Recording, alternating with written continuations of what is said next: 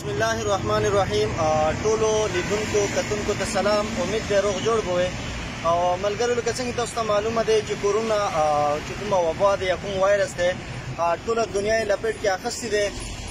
خو ټولې دنیا چې کومه دی هلته خپل تدابیر اختیار کړي دي. خو موږ به دا خبرو کوو چې د بدقسمتۍ نه زموږ چې کوم سفرونه دلته رسي یا بهر ملکونه راشي هلته ذلیل شي چې کوم ایمبیسۍ دی هلته زلالت کې چې کومه دی اول ټکټ نه میلېږي چې بیا ټکټ ورته میلاو شي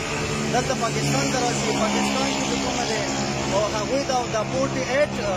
ګنټې کې چې کومه دی دا ټیسټ رزلټ رسي خو بدقسمتۍ نه دلته چې کوم خلک یې اچولي دي اوس زه راغلم د دوی درو ټولو باندې چې کله وګرځېدلم تقریبا 50 90 100 پورې کسان دلته دي د هغوی چې دین وشوي 100 دین وشو دلته پراته دي او چې هغوی نه موږ کله تپوس وکړل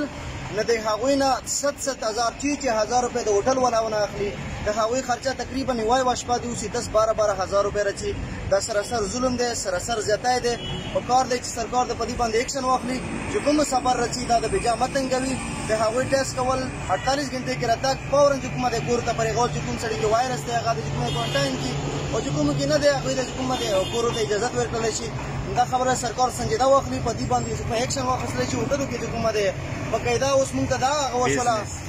چې پیسې د ونه اخیستلی شي که څوک پیسې ورکوي هغه پرېښوي او که څوک یې نه ورکوي هغه بیا ډیلی کوي نه په دغې خبرې متحفظات دي امید دی چې سرکار به په دې باندې سنجیده بې سړي وکړي او مسافران به بېجا نه تنګوي مننه